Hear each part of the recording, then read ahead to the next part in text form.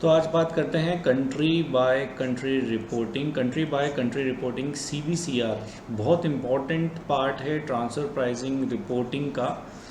हाँ जी, आप इसको कह सकते हैं कि ये एक बहुत ही ट्रांसपेरेंट मैनर है रिपोर्टिंग का, जहाँ पर जो है वो एक बहुत एक्सटेंसिव, बहुत डिटेल्ड में जो रिपोर्ट्स हैं वो शेयर की जाती हैं, ताकि एक कंट्री को दूसरे कंट्री में जो भी प्रेजेंस है एक मल्टीनेशनल ग्रुप की, जहाँ भी वो ऑपरेट करते हैं, वो कितना रेवेन्यू अर्न करते हैं, कितने रिसोर्सेज उन्होंने डिप्लॉय किए हुए हैं, सारी इन्फॉर्मेशन जो है वो शेयर की जाती है कंट्री बाय कंट्री रिपोर्टिंग के द्वारा।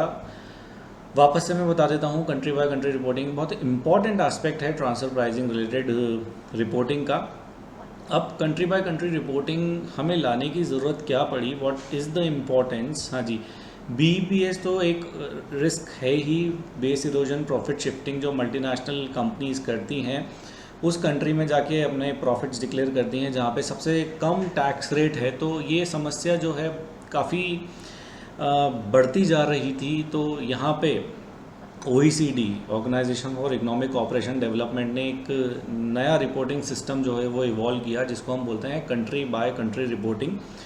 क्या ज़रूरत पड़ी हमें कंट्री बाय कंट्री रिपोर्टिंग की, इसको आपको मैं एक एग्जांपल से समझाता हूँ। मान लीजिए एक कंपनी है जो रशिया में रजिस्टर्ड है,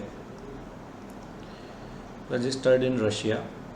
कंपनी की मैन्युफैक्चरिंग एक्टिविटीज़ हैं चाइना में, कंपनी की मैन्युफैक्चरिंग एक्टिविटीज़ चाइना में होती हैं, और कंपनी ने अपनी इंटेलेक्चुअल प्रॉपर्टी जो है वो उसकी ओनरशिप जो है वो एक सब्सिडरी बना के ऑस्ट्रेलिया में जो है यहाँ पे एक सब्सिडरी बना के वहाँ पे इंटेलेक्चुअल प्रॉपर्टी की ओनरशिप इस मल्टीनेशनल कंपनी ग्रुप ने दे रखी है। वापस से रिपीट कर देता हूँ, रशिया में रजिस्टर्ड है ये मल्टीनेशनल कंपनी, इसकी पेरेंट कंपनी। चाइना में जो है वो मैन्युफैक्चरिंग एक्टिविटीज़ होती हैं एक सब्सिडरी बना के। ऑस्ट्रेलिया की जो सब्सिडरी है वहाँ पे इंटेलेक्चुअल प्रॉपर्टी है, और यूएस में इनकी जो मैनेजमेंट टीम है वो बैठती है, यहाँ से पूरी कंट्रोलिंग होती है यूनाइटेड स्टेट्स ऑफ अमेरिका से। तो ये है इस मल्टीनेशनल कंपनी की प्रेजेंस अक्रॉस द ग्लोब कि कौन से कंट्री में ये क्या एक्टिविटी करते हैं। तो जब कंट्री बाय कंट्री रिपोर्टिंग नहीं थी तो यहाँ पे ऑस्ट्रेलिया को अगर ये पता करना होता था कि चाइना में क्या लेवल ऑफ ऑपरेशंस हैं, चाइना में कंपनी ने क्या रिसोर्सेज डिप्लॉय किए हुए हैं, तो ये ऑस्ट्रेलिया को पता नहीं कर लग सकता था। वैसे ही अगर चाइना ये पता करना चाहता है कि कंपनी ने यूएस में कितने रिसोर्सेज डिप्लॉय किए हुए हैं, यूएस सब्सिडरी से वहाँ पे उसको कितना रेवेन्यू जनरेट होता है, तो ये पता करना भी चाइना के लिए अभी पॉसिबल नहीं था। इसलिए OECD ने कंट्री बाय कंट्री रिपोर्टिंग का कॉन्सेप्ट जो है वो इवॉल्व किया, और इंडिया में इंटरेस्टिंगली हमने हमारे एक्ट में जो है इसको सुटेबली जो है इनकलकेट किया। एक्ट का पार्ट है country by country reporting. Now it is mandatory for India to follow country by country and to obtain country by country reporting from the relevant assessees. तो इस वजह से जो एक कंट्री को सिर्फ उसी के बारे में पता चल पाता था कि यहाँ पे, जैसे फॉर एग्जांपल ऑस्ट्रेलिया में अगर कोई कंपनी है, उस सब्सिडरी है उस मल्टीनेशनल ग्रुप की, तो वहाँ पे उसके कितने ऑपरेशंस हैं, कितने एम्प्लॉयज़ हैं, सिर्फ ऑस्ट्रेलिया को यही पता लग पाता था। बट अगर उसको ये पता करना है कि दूसरे कंट्रीज़ में इस कंपनी की क्या पोजीशन है, दूसरे कंट्रीज़ में ये कंपनी कितना रेवेन्यू अर्न करती है, दूसरे कंट्रीज़ में इस कंपनी के कितने रिसोर्सेज हैं, तो ये ऑस्ट्रेलिया को पता नहीं लग पाता था।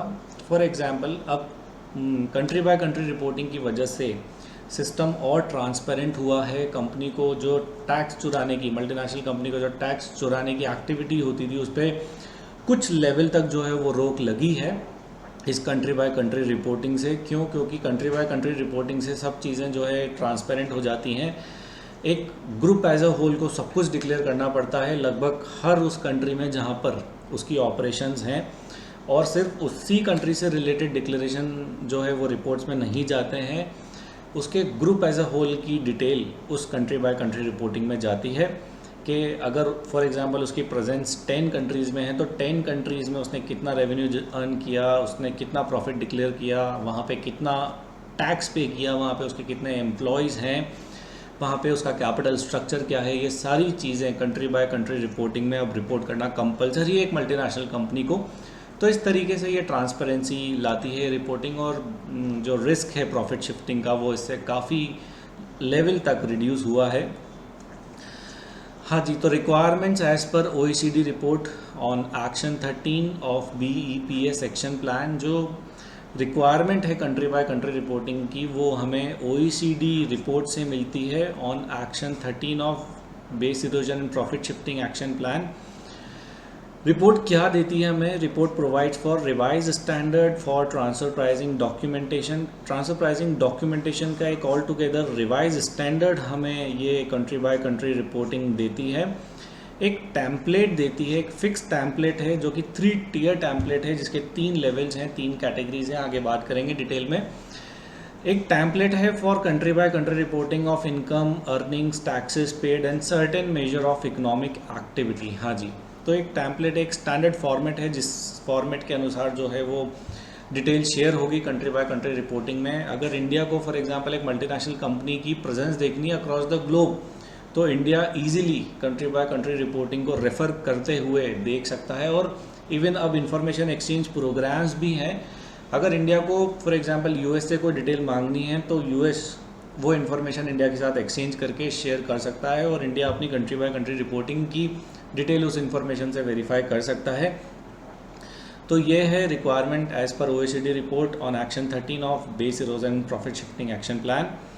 3 टियर स्ट्रक्चर प्रिस्क्राइब्ड है कंट्री बाय कंट्री रिपोर्टिंग में। देखते हैं 3 टियर स्ट्रक्चर क्या है। एक है हमारे पास मास्टर फाइल, एक है हमारे पास लोकल फाइल और एक है कंट्री बाय कंट्री रिपोर्ट। हाँ जी, तीनों टियर जो है वो कंट्री बाय कंट्री रिपोर्टिंग में आपको रिपोर्ट करना कंपलसरी है। मास्टर फाइल क्या कहती है? मास्टर फाइल एक स्टैंडर्डाइज इंफॉर्मेशन है which is standard across the globe. Yes, this is standardize across the globe. एक स्टैंडर्ड इंफॉर्मेशन है relevant for all multinational enterprise group members. हाँ जी, जो कि मल्टीनेशनल एंटरप्राइज के जितने भी ग्रुप मेंबर्स हैं उनके लिए रिलेवेंट है। एक स्टैंडर्डाइज फॉर्मेट है जिसको हम बोलते हैं मास्टर फाइल। नेक्स्ट फाइल आती है आपकी लोकल फाइल। लोकल फाइल के कंपोनेंट में क्या क्या है? Specific reference to material transactions of the local tax payer. हाँ जी, जो लोकल टैक्स पेयर है, जैसे मान लीजिए कोई यूएस होल्डिंग कंपनी है, उसकी एक सब्सिडरी है इंडिया में, तो इंडिया में जो उसकी ट्रांजैक्शंस होनी है तो उसकी वो एक लोकल टैक्स पेयर है इंडिया के हिसाब से, तो वो मटेरियल ट्रांजैक्शंस जो हैं इंडिया की उसकी लोकल फाइल में वो रिपोर्ट करेगी Indian subsidiary. Country by country reporting में information relating to the global allocation of the multinationals income and taxes paid। Country by country reporting में इम्पोर्टेंटली वो वाला पार्ट आता है कि ग्रुप ने अपनी जो ग्लोबल इनकम है वो किस तरीके से अलग अलग कंट्रीज़ में एलोकेट की हुई है, रिसोर्सेज किस तरीके से एलोकेट किए हुए हैं, वो टैक्सेस जो है हर कंट्री में कितना कितना पे कर रहे हैं। जैसे for example Microsoft is now doing business globally. उनकी लगभग हर कंट्री में सब्सिडरी है, तो वो अपने रिसोर्सेज किस तरीके से डिप्लॉय करते हैं हर कंट्री में, अपना रेवेन्यू जो है वो हर कंट्री में कितना रिपोर्ट करते हैं, हर कंट्री में वो टैक्स कितना पे करते हैं, ये सारी इन्फॉर्मेशन फॉर एग्जांपल माइक्रोसॉफ्ट को अपनी कंट्री बाय कंट्री रिपोर्ट में देना कंपलसरी है। 3 टियर रिपोर्ट जो है कंट्री बाय कंट्री रिपोर्टिंग में देना कंपलसरी है। एक मास्टर फाइल, एक लोकल फाइल और एक country by country report. Advantages of 3 tier structure. हाँ जी, 2 लोगों के लिए बड़ी एडवांटेजेस पोजीशन है ये। एक एडवांटेज तो होता है टैक्स पेयर को, दूसरा एडवांटेज होता है टैक्स एडमिनिस्ट्रेशन को। टैक्स एडमिनिस्ट्रेशन मतलब के अपना रिलेवेंट टैक्स डिपार्टमेंट, जिस भी देश का डिपार्टमेंट होगा उसको बेनिफिट होगा, उसको एडवांटेज होगा। टैक्स पेयर को कंट्री बाय कंट्री रिपोर्टिंग आने से क्या एडवांटेज हुआ है? Tax payer will be required to articulate and will be required to get to know the consistent transfer pricing positions. हाँ जी, कंट्री बाय कंट्री रिपोर्टिंग से tax payer जो हैं वो ज़्यादा रिस्पॉन्सिबल हुए हैं। उनको अपनी ट्रांसफर प्राइसिंग पोजीशंस को आइडेंटिफाई करने में सहूलियत हुई है। क्यों? क्योंकि जब आप इतनी डिटेल्ड रिपोर्टिंग करते हो तो आपको पता होता है that you need to be very careful in preparing the report and declaring all the transactions. तो आप एक ऑब्लिगेशन के अंदर काम करते हो, तो आपको ये ज़्यादा अकाउंटेबल और ज़्यादा रिस्पॉन्सिबल ये चीज़ बनाती है। और अपनी ट्रांसफर प्राइसिंग पोजीशंस को लेके you as a subsidiary of a multinational company you would be more responsible. Tax administrations को ये कैसे फ़ायदा देता है? वो अपना जो ट्रांसफर प्राइसिंग का रिस्क है वो असेस इजीली कर पाते हैं। कैसे असेस कर पाते हैं? मान लीजिए कोई मल्टीनेशनल ग्रुप है, उसमें इंडिया में तो सब्सटैंशियल रेवेन्यू जो है वो दिखाया, सब्सटैंशियल यूजर्स जो हैं दिखाए, सब्सटैंशियल एम्प्लॉयज़ इंडिया में दिखाए, बट इंडिया में because of high corporate tax rate India में टैक्स कम पे किया, और सबसे ज़्यादा टैक्स वहाँ पे किया, सबसे कम टैक्स इंडिया में पे किया, और सबसे ज़्यादा प्रॉफिट वहाँ पे डिक्लेयर किया जहाँ पे सबसे कम टैक्स रेट है उस कंट्री में। तो यहाँ पे टैक्स डिपार्टमेंट को ये एनालाइज करने में बहुत सहूलियत होती है कि कंपनी ने अपने रिसोर्सेज किस तरीके से डिप्लॉय किए हैं और टैक्स की पोजीशन क्या आती है उस ग्रुप की। Tax administration would be able to make determinations about where their resources can most effectively be deployed, and in the even audits, जो डिपार्टमेंट अगर ऑडिट करना चाहता है, अगर ट्रांसफर ऑडिट करना चाहता है, तो वो डिटेल इजीली कॉल करके सारे डेटा को कोरिलेट करके जो है वो इफेक्टिव ऑडिट कर सकता है। This is the benefit of country by country reporting. अब यहाँ पे इनकम टैक्स एक्ट 1961 में सेक्शन इंक्लूड किया गया, section 286, country by country reporting को इनकम टैक्स एक्ट 1961 में इन्वॉल्व करने के लिए, एक मैंडेटरी जो है फोर्स देने के लिए इनकम टैक्स एक्ट 1961 में जो है वो उसको इंक्लूड किया गया, ताकि जो इंडिया के जो सब्सिडरीज हैं, जो कॉन्स्टिट्यूएंट एंटिटीज़ हैं, जो ऑल्टरनेट रिपोर्टिंग एंटिटीज़ हैं इंडिया में मल्टीनेशनल ग्रुप की, उनके ऊपर रिस्पॉन्सिबिलिटी डाली जाए कंट्री बाय कंट्री रिपोर्टिंग की, और इंडिया को प्रॉपर डेटा मिले इंटरनेशनल ट्रांजैक्शंस का। तो यहाँ पे हमने इंसर्ट किया सेक्शन 286। अब सेक्शन 286 जो है उसमें कुछ इंपॉर्टेंट टर्म्स हमें समझने की ज़रूरत है कि इंपॉर्टेंट टर्म्स जो हैं वो क्या कहती हैं। आगे और डिटेल में कंट्री बाय कंट्री रिपोर्टिंग को समझने के लिए हमें कुछ इंपॉर्टेंट टर्म्स समझने की ज़रूरत है। टर्म्स जो हैं वो बहुत ज़्यादा टेक्निकल नहीं है, सिंपल टर्म्स हैं जो इजीली आप अकाउंट्स फाइनेंस से रिलेटेड अगर आप फील्ड में हैं तो आप इजीली, बहुत इजीली समझ सकते हैं। कोई बहुत ज़्यादा टेक्निकल टर्म्स नहीं है। अकाउंटिंग ईयर, हाँ जी, अकाउंटिंग ईयर का क्या मतलब है? In case we are the parent entities resident in India, तो अकाउंटिंग ईयर क्या हो जाएगा? उसका प्रीवियस ईयर। अगर पेरेंट एंटिटी इंडिया में रेजिडेंट नहीं है, then with respect to the parent entity of the international group prepares its financial statement under any law for the time being in force or the applicable accounting standard of the country or territory of which such entity is resident। हाँ जी, तो उसके लिए क्या accounting year होगा? उस entity के लिए अकाउंटिंग ईयर वो होगा जिस देश में वो कंपनी रजिस्टर्ड है, उसके अकॉर्डिंग जो अकाउंटिंग ईयर है, उसके अकॉर्डिंग जो उसका रिलेवेंट अकाउंटिंग ईयर है as per the applicable laws, as per the accounting standard prevailed in that country, उसके अकॉर्डिंग जो है उसका अकाउंटिंग ईयर मान लिया जाएगा। एग्रीमेंट, हाँ जी, एग्रीमेंट की क्या डेफिनेशन है? जो भी double taxation avoidance agreement India sign करता है दूसरे देश के साथ, a combination of the following agreements namely an agreement refer to in section 91 और 91A। ये एग्रीमेंट्स जो हैं double taxation information sharing agreements related हैं। An agreement for exchange of CBC report refer to in section 286(2) as may be notified by the central government. हाँ जी, जो country by country reporting की जो information exchange होनी है उसके लिए भी जो है कंट्रीज ने अपने आप में एग्रीमेंट्स किए हुए हैं कि साहब जब भी हम कोई इन्फॉर्मेशन मांगेंगे आप देंगे, means there should be a free flow of information, right. So आपको इन्फॉर्मेशन की एक्सेस जो है वो कंट्रीज़ को देनी पड़ेगी। ये एग्रीमेंट्स जो इंडियन गवर्नमेंट और फॉरेन गवर्नमेंट के बीच में होते हैं, ये इसका मतलब है एग्रीमेंट्स। ऑल्टरनेट रिपोर्टिंग एंटिटी का मतलब क्या है? देखो, एक मेन रिपोर्टिंग एंटिटी, एक ऑल्टरनेट रिपोर्टिंग एंटिटी है। मतलब मेन रिपोर्टिंग एंटिटी रिपोर्ट नहीं दे पा रही है तो पिक्चर में क्या आएगी? Alternate reporting entity. तो ऑल्टरनेट रिपोर्टिंग एंटिटी का क्या मतलब है वो देखते हैं। Any constituent entity of the international group that has been designated by such group.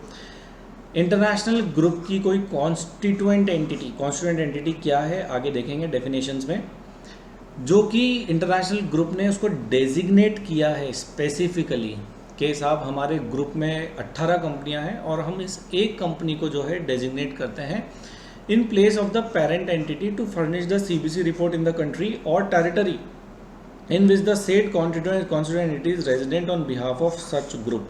हाँ जी, तो यहाँ पे कॉन्स्टिट्यूएंट एंटिटी का मतलब क्या है? मान लीजिए माइक्रोसॉफ्ट एक कंपनी है, उसकी इंडिया में एक सब्सिडरी है,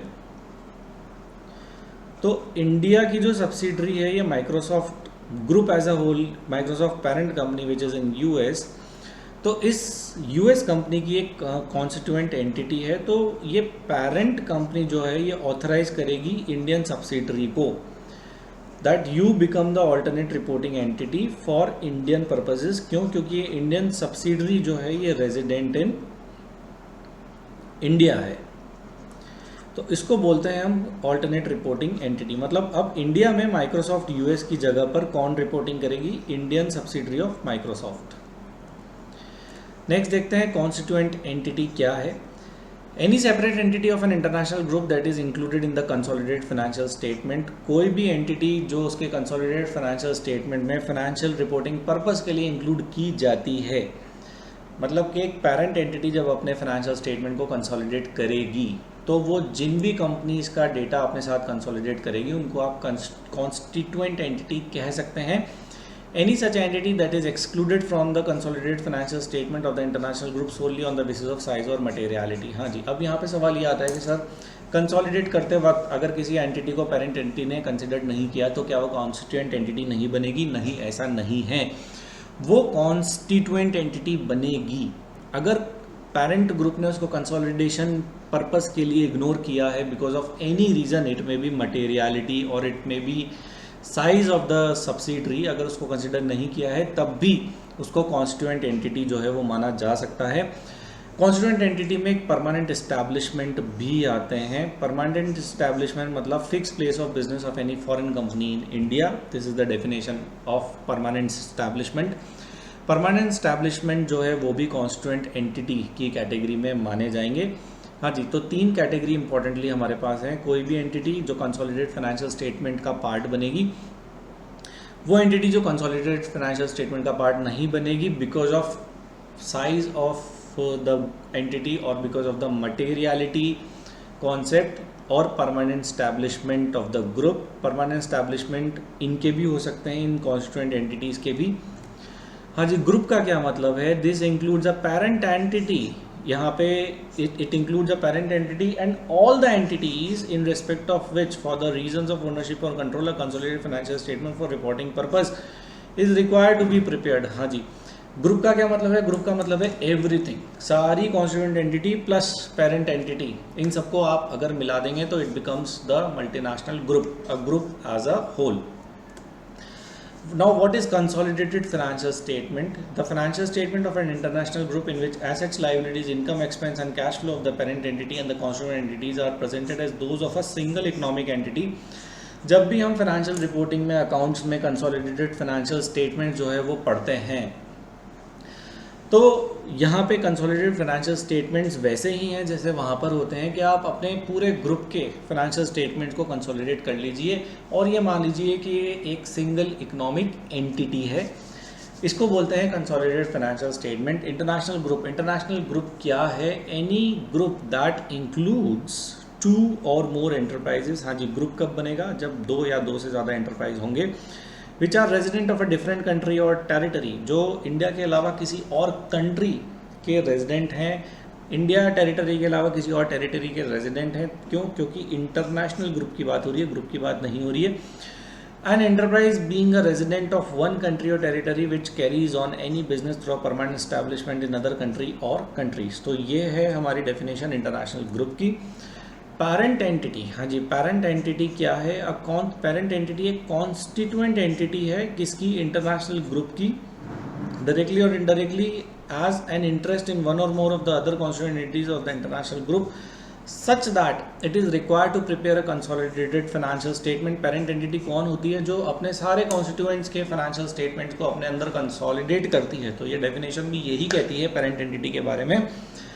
And it would also be required to prepare a consolidated financial statement had the equity shares of any of the enterprise were listed on a stock exchange। ये point क्या कहता है? बड़ा इंटरेस्टिंग पॉइंट है।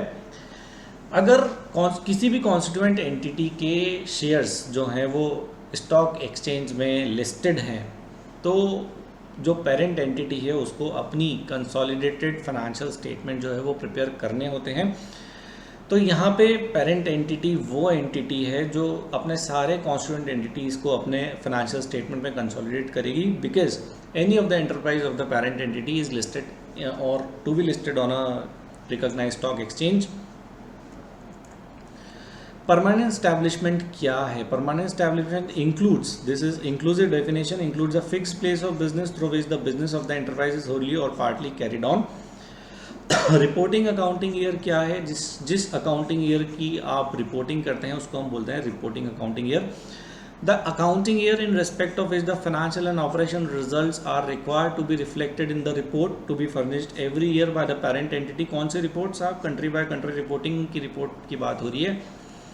To be furnished every year by the parent entity or the alternate reporting entity resident in India in respect of the international group of which it is constituent under section 286(2) और by constituent of the international group refer to in section 286(4). अब 286(2) और 286(4) में difference क्या है साहब? 286(2) कहता है कि कॉन्स्टिट्यूएंट एंटिटी या फिर ऑल्टरनेट रिपोर्टिंग एंटिटी को जो है वो इंडिया में सीबीसी रिपोर्ट सबमिट करनी है within 12 months from the end of the financial year. ये कहता है सेक्शन 286 सबसेक्शन 2.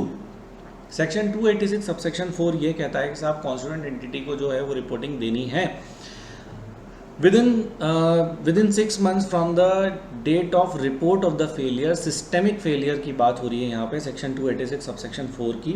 ये एक छोटा सा इंट्रोडक्शन मैंने आपको सेक्शन के बारे में दे दिया. आगे डिटेल में बात करेंगे सेक्शन 286 सबसेक्शन 4 कहता क्या है.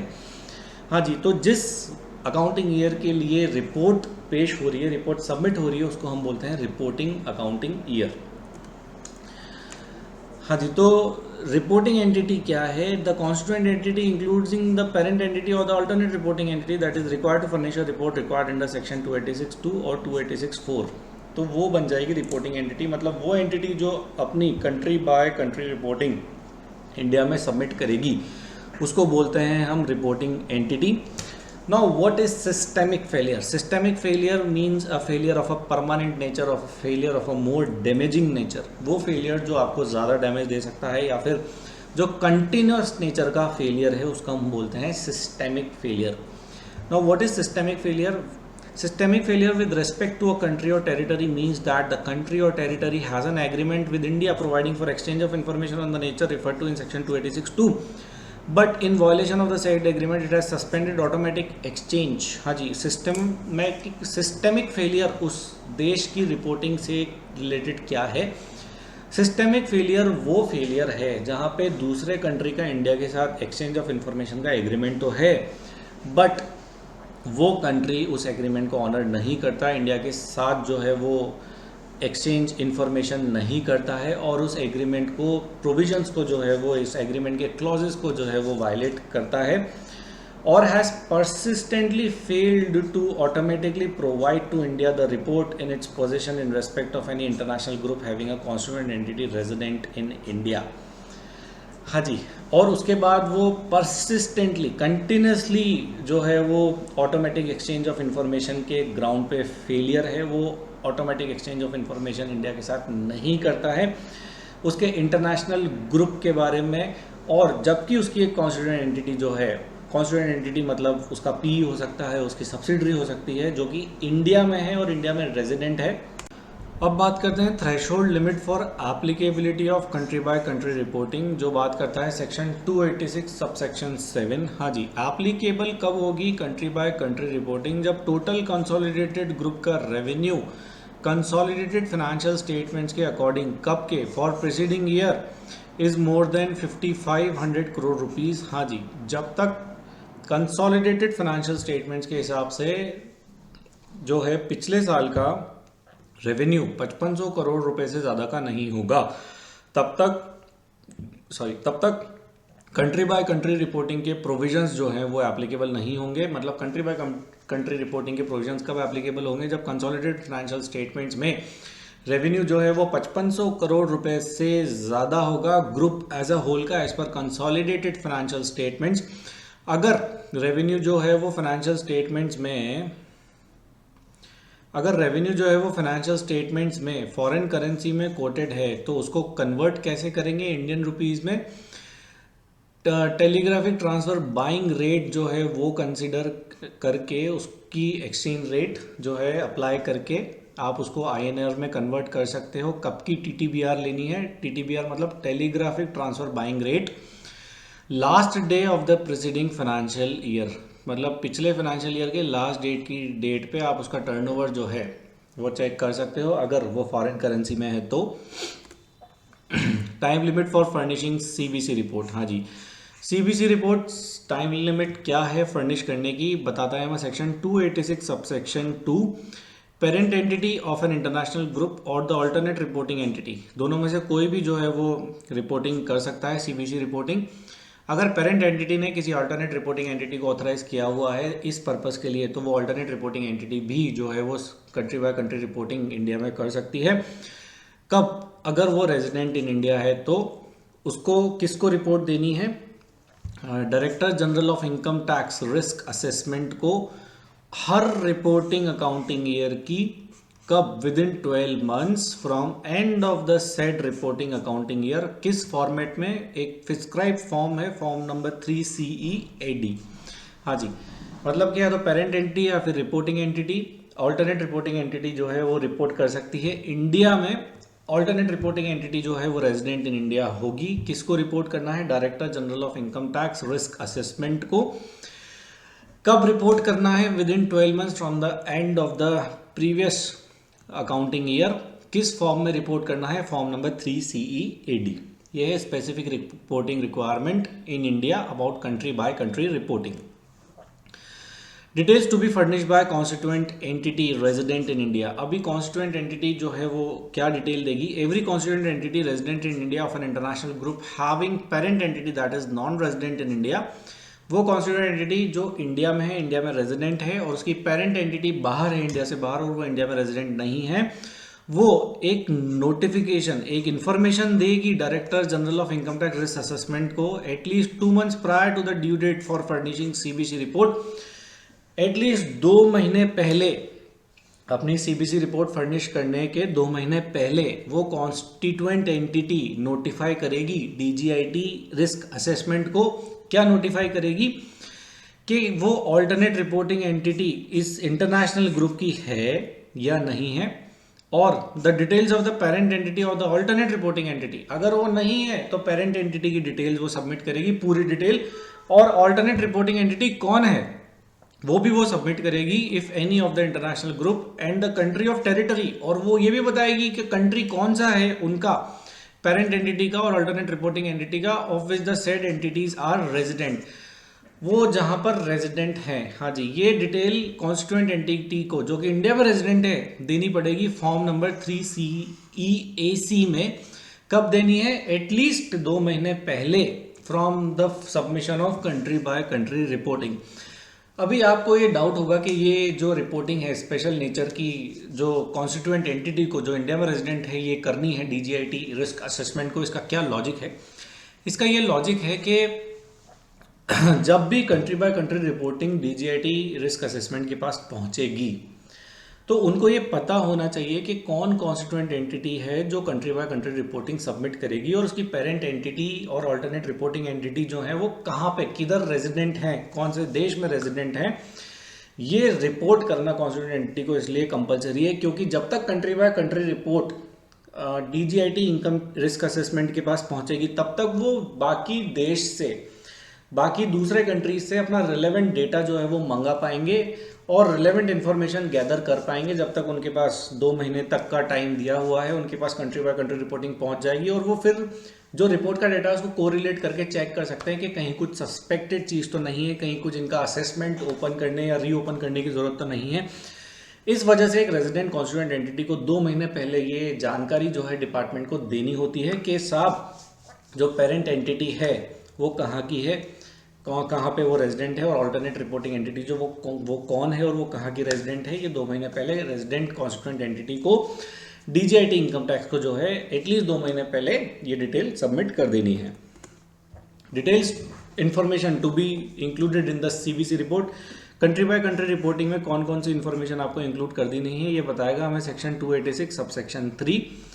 अमाउंट ऑफ रेवेन्यू, कितना रेवेन्यू रिपोर्ट किया गया, profit and loss before income tax, tax कितना पे किया, details of stated capital, accumulated earnings, number of employees, tangible assets in respect of each country or territory along with the details of each constituents, incorporation, country and residential status, nature and details of main business activity or activities of each constituent entity and any other information as may be prescribed। मतलब कि साहब कुछ छोड़ा ही नहीं, सारी detail दे दो आप तो पूरे ग्रुप की, कि कौन से देश में कितना रेवेन्यू है, कितना टैक्स दिया है, कितने एम्प्लॉयज़ है, कितनी कैपिटल है, क्या है, सब चीज़ें. That's why I told you that it is very detailed and this is very comprehensive way of reporting.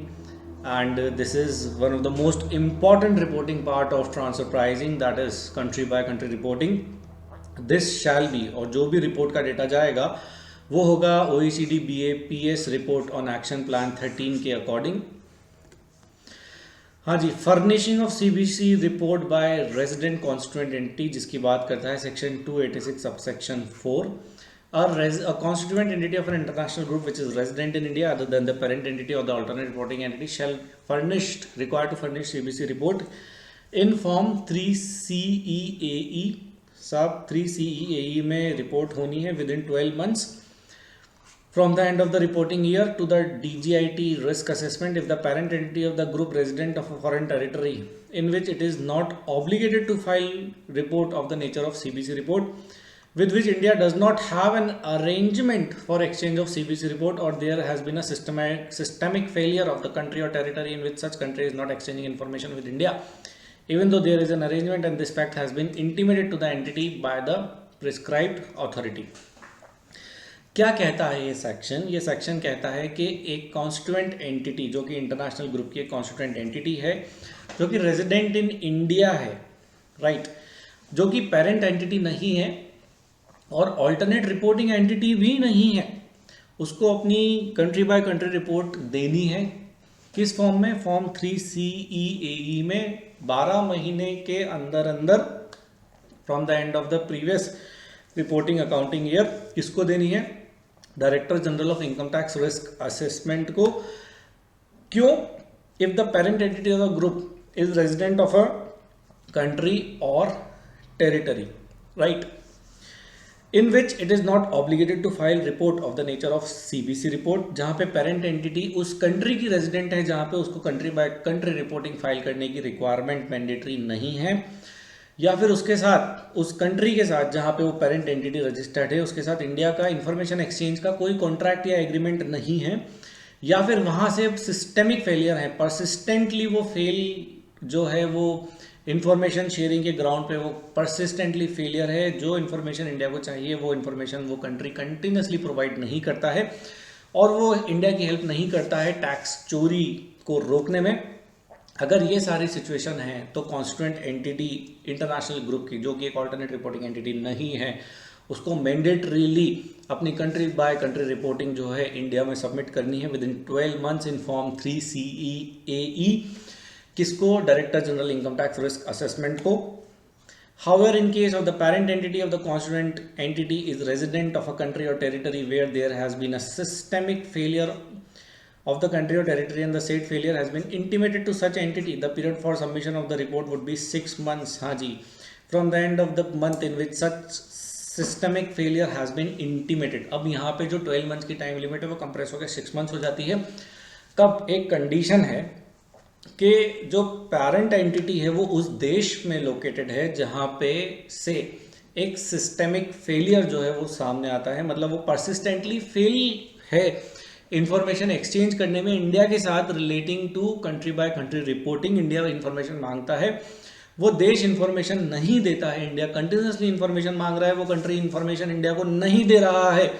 इस केस में जो इंडियन डिपार्टमेंट है वो ये कॉन्स्टिट्यूएंट एंटिटी, उस ग्रुप की कॉन्स्टिट्यूएंट एंटिटी जो इंडिया में रेजिडेंट है उसको इंटीमेट करेगी कि साहब आपके देश जहाँ पे आपका पेरेंट कंपनी है उस कंट्री से जो है वो सिस्टेमिक फेलियर है, वो हमें प्रॉपरली इंफॉर्मेशन सबमिट नहीं कर रहे हैं.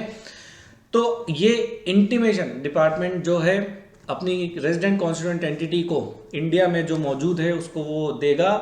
ये इंटीमेशन मिलते से ही उस कॉन्स्टिट्यूएंट एंटिटी को 6 महीने के अंदर अंदर अपनी CBC report, country by country report जो है वो सबमिट कर देनी है. Nomination of one constituent entity for furnishing of country by country reporting, ये पेरेंट की जिम्मेदारी है साहब कि वो एक जो कॉन्स्टिट्यूएंट एंटिटी है उसको नॉमिनेट करे कंट्री बाय कंट्री रिपोर्टिंग के लिए. अगर इंडिया में उस पेरेंट कंपनी की एक से ज़्यादा सब्सिडरीज हैं, मतलब एक से ज़्यादा रिपोर्टिंग एंटिटी, एक से ज़्यादा कॉन्स्टिट्यूएंट एंटिटीज़ हैं जो इंडिया में रेजिडेंट हैं, तो पेरेंट कंपनी डिपार्टमेंट को इंटीमेशन देके उन दोनों कॉन्स्टिट्यूएंट एंटिटी में से एक रिपोर्टिंग एंटिटी सेलेक्ट कर सकता है जो इंडिया में कंट्री बाय कंट्री रिपोर्टिंग जो है वो सबमिट करेगी। देखते हैं section proviso to subsection 4 286 subsection 4 की प्रोवाइजो क्या कहती है। There are more than one constituent entity to the group president in India other than the parent entity or the alternate reporting entity, then the group can nominate under intimating writing on behalf of the group to the prescribed authority one constituent entity that shall furnish the report on behalf of the group. This entity would then furnish the report. अगर एक से ज़्यादा constituent entity India में है तो कोई भी एक एंटिटी जो है ग्रुप पेरेंट कंपनी डिपार्टमेंट को इंटीमेट करके उसको कह सकती है कि आप जो है वो रिपोर्टिंग एंटिटी बने और इंडिया में जो है वो कंट्री बाय कंट्री रिपोर्ट जो है वो सबमिट करें। No obligation to furnish country by country report in certain cases. हाँ जी, कुछ केसेस हैं जहाँ पे कंट्री बाय कंट्री रिपोर्टिंग जो है वो फाइल करने की आवश्यकता नहीं है। रिलेवेंट सेक्शन है section 286 subsection 5। If an international group having parent entity which is not resident in India had designated an alternate reporting entity for filing its report with the tax jurisdiction in which the alternate entity is resident, and such alternate entity has furnished such report on or before the date specified by that country or territory, then the entities of such group operating in India would not be obligated to furnish report if। यहाँ तक समझ लेते हैं यहाँ तक section क्या कहता है। एक इंटरनेशनल ग्रुप है जिसकी पेरेंट कंपनी जो है इंडिया में नॉन रेजिडेंट है, मतलब इंडिया से बाहर है, वो had designated an alternate reporting entity for filing its report with the tax jurisdiction। उसने एक alternate reporting entity को जो है वो designate कर दिया और alternate reporting entity जो इंडिया में resident है वो उसने had furnished such report on or before the date specified by that country or territory। हाँ जी, उस कंट्री ने जहाँ पे वो alternate reporting country resident है उस कंट्री ने जो है अपनी सीबीसी रिपोर्ट जो है वो रिसीव कर ली है। उस ऑल्टरनेट रिपोर्टिंग एंटिटी ने अपनी सीबीसी रिपोर्ट समय अनुसार फाइल कर दी है। Of then the entity of such group, तो उस ग्रुप की जो एंटिटी जो इंडिया में है उनको ऑब्लिगेटरी सीबीसी फाइल करने की जरूरत नहीं है। कब? जब the report is required to be furnished under the law for the time being in force in the said country और टेरिटरी। जहाँ पे रिपोर्ट जो है जो फर्निश करनी थी उन्होंने फर्निश कर दी है। The report can be obtained under the agreement of exchange of such report by Indian tax authorities. जब भी इंडियन टैक्स अथॉरिटीज जो है वो लिख के वो रिपोर्ट मांग सकते हैं as per the agreement between that country and India. वहाँ से कोई सिस्टेमिक फेलियर जो है उस कंट्री से एक्सचेंज ऑफ इन्फॉर्मेशन का हमारे पास अभी तक कोई नहीं है। द सेड कंट्री और territory has been informed in writing by the constituent entity that it is the alternate reporting entity on behalf of the international group. वहाँ पे एंटिटी ने कॉन्स्टिट्यूएंट एंटिटी ने लिख के दिया हुआ है कि ये एंटिटी जो है वो एक अल्टरनेट रिपोर्टिंग एंटिटी है in behalf of that group. The same has been inform to the prescribed authority by the entity in accordance with section 286 subsection 1। इसका मतलब क्या है, एक फैसिलिटी है। आपने अगर रिपोर्ट कहीं और दे दी है किसी और देश में और वहाँ से इंडिया के साथ इंफॉर्मेशन प्रॉपरली फ्लो होती है, वहाँ से कोई सिस्टेमिक फेलियर नहीं है, तो साहब आपको इंडिया में सीबीसी रिपोर्ट फाइल करने की जो ऑब्लिगेशन है वो नहीं है। क्यों? क्योंकि इंडिया और उस कंट्री के साथ free flow of exchange of information है। तो जब भी इंडिया को डिटेल चाहिएगी वो कंट्री बाय कंट्री रिपोर्टिंग के हिसाब से वहाँ से मिल जाएगी। Entity to furnish documents and information called for. The director general of risk assessment जो है वो कभी भी आपसे कोई डॉक्यूमेंट और इन्फॉर्मेशन मंगा सकते हैं। Furnishing the report as may be specify notice in writing for the purpose of verifying the accuracy. जो भी आपने कंट्री बाय कंट्री रिपोर्टिंग में डेटा दिया है उसको सब्सटैंशिएट करने के लिए, उसको चेक करने के लिए, उसको प्रूव करने के लिए जो है DGIT रिस्क असेसमेंट आपसे कोई भी इंफॉर्मेशन कोई भी डॉक्यूमेंट मांग सकता है। तो एंटिटी को वो इन्फॉर्मेशन प्रोवाइड करनी पड़ेगी with in 30 days of receipt of notice. और वो नोटिस का जो पीरियड है वो 30 दिन तक और एक्सटेंड मैक्सिमम किया जा सकता है, उससे ज़्यादा एक्सटेंड वो नहीं किया जा सकता। मतलब टोटल टाइम लिमिट है डिटेल देने की DGIT रिस्क असेसमेंट को 60 डेज। बात करते हैं पेनल्टी की। इनकम टैक्स में again I am telling you that कदम कदम पे पेनल्टी है। ये काम नहीं किया तो ये पेनल्टी, ये काम नहीं किया तो ये पेनल्टी, ये रिपोर्ट नहीं दी तो ये पेनल्टी, ये कंप्लाइंस नहीं की तो ये पेनल्टी। जी पेनल्टी होनी भी चाहिए। पेनल्टी नहीं होगी तो जो रिलेवेंट प्रोविजंस हैं, जो कंप्लाइंस हैं वो भी शायद नहीं हो पाएगी। पेनल्टी के डर से ही शायद कंप्लाइंसेस हो जाती हैं। Penalty for non furnishing of the report by any reporting entity which is obligated to furnish such report under section 271 and 3, ये पेनल्टी के सेक्शन है साहब। कंट्री बाय कंट्री रिपोर्टिंग जो है समय अनुसार फाइल नहीं करी तो पहले महीने में जो डिफ़ॉल्ट है उसमें पेनल्टी लगेगी 5,000 पर डे। कंटिन्यूस डिफ़ॉल्ट है 1 महीने से ज़्यादा का तो 15,000 रुपये per day for the month exceeding 1 month. देखो साहब 3 गुना पेनल्टी हो गई यहाँ पे। अगर पेनल्टी का ऑर्डर लगा दिया, इम्पोज कर दी पेनल्टी, और पेनल्टी का ऑर्डर जो है वो भेज भी दिया एंटिटी को, उसके बाद भी पेनल्टी जमा नहीं हुई तो रुपये 50,000 per day of continuing failure beginning from the date of service of order. मतलब कि पेनल्टी भी जमा करानी है और कंट्री बाय कंट्री रिपोर्टिंग तो जो है वो फाइल करनी ही है। नहीं करोगे तो ऑर्डर पास होने के बाद 50,000 रुपये पर डे, 50,000 रुपये पर डे की पेनल्टी जो है वो एप्लीकेबल है। नेक्स्ट देखते हैं, failure to produce information and document before prescribed authority within the period mention under 286 subsection 6, 5,000 रुपये पर डे की पेनल्टी है। Continuing default even after the service of penalty order, तब भी कंप्लायंस नहीं होती है तो 50,000 रुपये पर डे की पेनल्टी है। यहाँ पे penalty country by country reporting से रिलेटेड बहुत स्ट्रिंजेंट, बहुत टफ पेनल्टी है। क्यों? क्योंकि यहाँ पे टैक्स इवेजन का जो अमाउंट है वो बहुत ज़्यादा छोटा मोटा नहीं होता। It involves tax evasion of I would say crores of rupees. Penalty for submission of inaccurate information in the CBC report, हाँ जी, पेनल्टी लगेगी सेक्शन 271 GB सबसेक्शन 4 में। आपने कंट्री बाय कंट्री रिपोर्टिंग में जानबूझ के गलत इन्फॉर्मेशन दे दी, इनएक्यूरेट इन्फॉर्मेशन दे दी, तो आप पेनल्टी कितने की? 5 लाख रुपए की। कब लगेगी? जब एंटिटी को ये पता है कि वो इनएक्यूरेट इन्फॉर्मेशन दे रही है जानबूझ के, किस समय? रिपोर्ट सबमिट करते वक्त, और उसने ये प्रिस्क्राइब अथॉरिटी को नहीं बताया कि साहब मैं इनएक्यूरेट इन्फॉर्मेशन सबमिट कर रही हूँ एंटिटी ने। The entity discovers the inaccuracy after the report is furnished and fails to inform the prescribed authority and furnished correct report within a period of 15 days of such discovery. और अब जब report submit किया था तो entity को लग रहा था कि ये डिटेल सही है। रिपोर्ट सबमिट करने के बाद एंटिटी को लगा कि ये डिटेल जो है वो सही नहीं थी, तो एंटिटी की जिम्मेदारी है 15 दिन के अंदर अंदर जो है वो प्रिस्क्राइब्ड अथॉरिटी को ये इंटीमेट कर दे कि साहब वो डिटेल गलत थी, ये डिटेल आप ले लीजिए, डिटेल सही है, तो पेनल्टी नहीं लगेगी। The entity furnish inaccurate information और document in response to notice of the prescribed authority under section 286 subsection 6। अपनी कंट्री बाय कंट्री रिपोर्टिंग के क्लेम्स को सब्सटैंशिएट करवाने के लिए या उसको चेक करने के लिए, उसकी ऑथेंटिसिटी को चेक करने के लिए डिपार्टमेंट ने, DGIT और रिस्क असेसमेंट ने डिटेल मांगी। एंटिटी ने इनएक्यूरेट इन्फॉर्मेशन और डॉक्यूमेंट सबमिट किए तो भी 5 लाख रुपए की जो पेनल्टी है वो लगेगी अंडर सेक्शन 271 GB सबसेक्शन 4। वापस से आते हैं सेक्शन 273B पे। जितने भी पेनल्टी के सेक्शन अभी हमने पढ़े, राइट, वहाँ पे रीजनेबल कॉज के फेलियर का सेफगार्ड जो है वो अवेलेबल है। मतलब ये सारे सेक्शन जो है सेक्शन 273B में मेंशन ऑलरेडी किए हुए हैं। अगर आपका कोई रीजनेबल कॉज है, आपका कोई जेन्युइन रीज़न है जिस वजह से आपने डिफ़ॉल्ट कर दिया, आपने प्रोविज़न से कंप्लाई नहीं किया, या फिर आप सिचुएशन, फैक्ट्स और सर्कमस्टांसेस उस समय के अनुसार इनकम टैक्स के प्रोविज़न से कंप्लाई नहीं कर पाए, तो सेक्शन 273B के तहत आप रीजनेबल कॉज का सेफगार्ड लेते हुए आपकी पेनल्टी जो है वो माफ़ हो सकती है। बट ये पेनल्टी जो है वो आगे जाके लिटिगेशन में जो है आपको लड़ना पड़ेगा, वहाँ पे ही आपको अपना रीजनेबल कॉस्ट जो है वो प्रूव करना पड़ेगा, तब जाके आपको बेनिफिट मिल सकता है, पेनल्टी से रिलीफ मिल सकता है आपको। पर टैक्स तो आपके ऊपर जो भी रीजनेबली बनता है वो आपको जमा कराना ही है।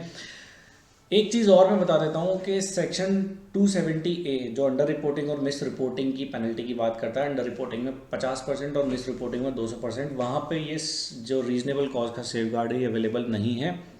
मतलब कि सेक्शन 270A सेक्शन 273B में मेंशन नहीं है। मतलब अंडर रिपोर्टिंग, मिस रिपोर्टिंग की पेनल्टी है तो उसमें आप रीजनेबल कॉज का शेल्टर, रीजनेबल कॉज का सेफगार्ड जो है वो आप नहीं ले सकते हैं।